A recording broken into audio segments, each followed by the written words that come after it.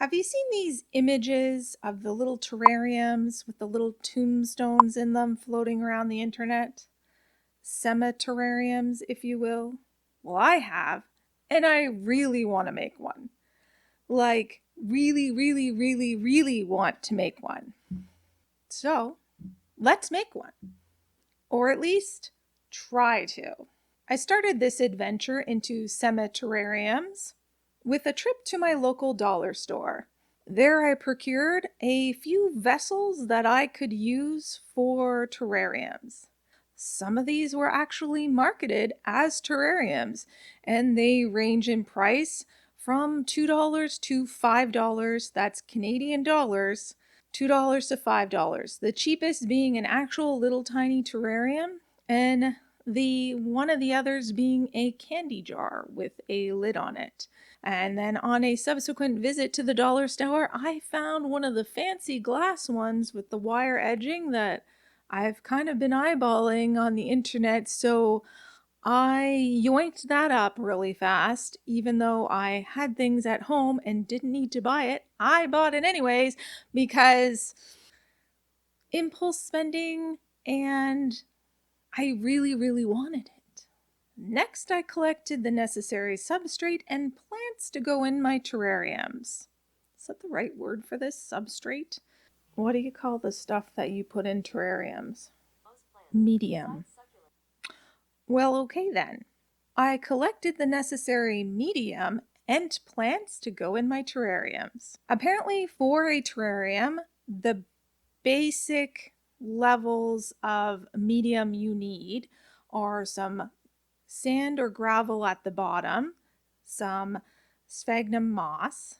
You'll want some activated charcoal or activated carbon, and then some potting soil.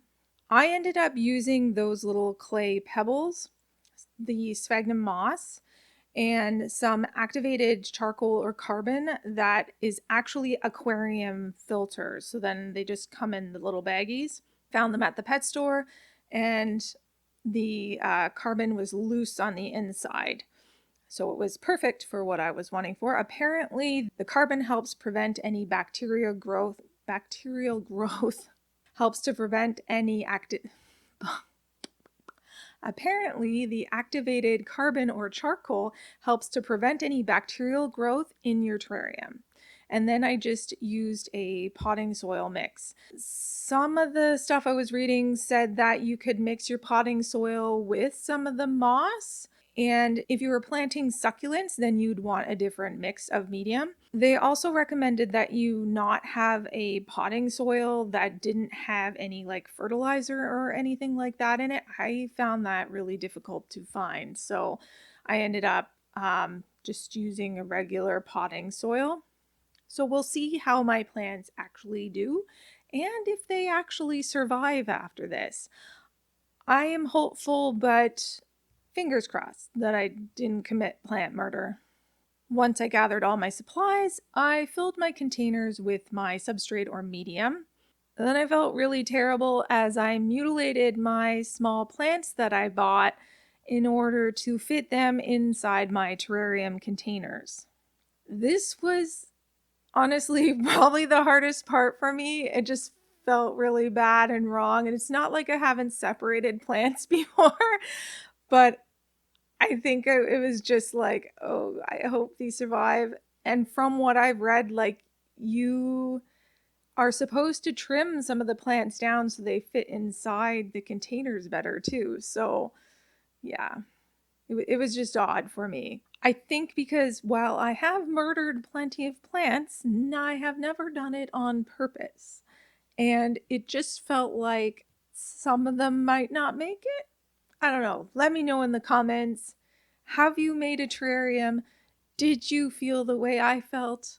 Once I had my plants safely tucked into the terrariums and misted with water so that they were nice and wet and getting the thing that plants crave, I then set to work on creating the tombstones for my semi-terrariums. Say that 10 times fast. Cemeterarium, cemeterarium, cemeterarium, cemeterarium, cemeterarium, cemeterarium.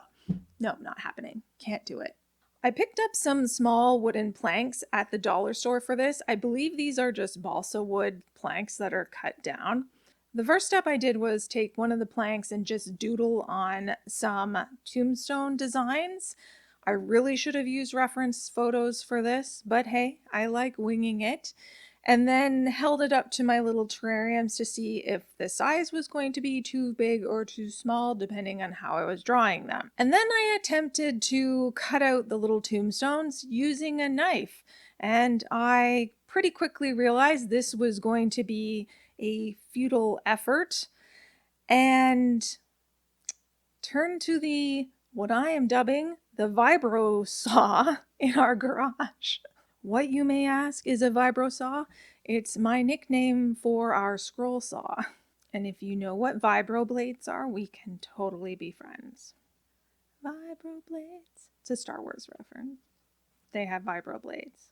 It's a vibro saw. Okay, anyway, enough of that. I have used different power tools and saws, but for some reason, I found the scroll saw to be a little bit intimidating.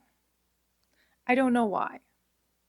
I have its bigger brother, the bandsaw, in the garage, and I have yet to use it in fear of lopping off a finger. Perhaps one day I will get over that fear, but baby steps with the baby bandsaw, aka scroll saw, aka vibro saw. I think my fear truly comes from the fact that your fingers are so close to the blade when you're cutting things out that I'm worried that any little slip and there goes some skin. Didn't want that really to happen, considering I need my fingers to work. I also attempted to use the Dremel, but we didn't have the proper wood cutting bits for it. Once I started to get used to the scroll saw, it wasn't too bad. However, it was still a little bit intimidating. So I tried to use our Dremel, but we just didn't have the proper bits for it to cut wood. And the hand saws we had, I felt were too tedious and were going to take too long and too much time, of which I did not have. So I ended up swallowing my fear and using a combination of the vibro saw and the Dremel just to cut out the pieces, get as close to the edges of my little shapes, my little tombstones, as I could without cutting my fingers, and then used a standing drum on the Dremel to finish off the edges and get them a little closer. When I felt like I was done and I had not cut any fingers, I thought it was time to call it quits for the day.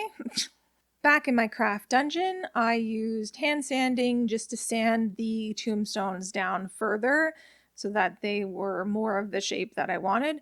I only ended up using a few of them since most of them I really wasn't happy with. But this is a first attempt, so I have to give myself that. They're not perfect, but it's my first attempt, so I'm okay with it. I then wrote on them, carving into them with an awl, and created sort of lines that might look like cracks in the tombstones. And then I painted them gray. Then I added a black wash to highlight the etchings or engravings or little scratches I made in them, and was actually surprised at how much the words just popped out. And I think if I had more time, I would have tried to do this again. I would try it again with something else, not the balsa wood. Finally, I glued on some stakes so that the tombstones would remain upright where I placed them into my cemeterarium. I also ended up adding some tiny driftwood pieces and logs to my little terrariums. These are other little pieces that I ended up finding at the dollar store and thinking that I would use them for other crafts. One of them I really liked because it was giving fairy garden vibes. And it was the little $2 terrarium that I didn't think I was even going to use, but ended up using because I just had too much plant and I didn't want to toss the plant out. I'm kind of happy with that one, actually. Go me, being happy with something that I made. It's a nice feeling, you know? To not hate it all and wonder why you're even making these things. Oh yeah, making them for you. I am, however, unsure if I'm satisfied with my semi-terrarium attempt.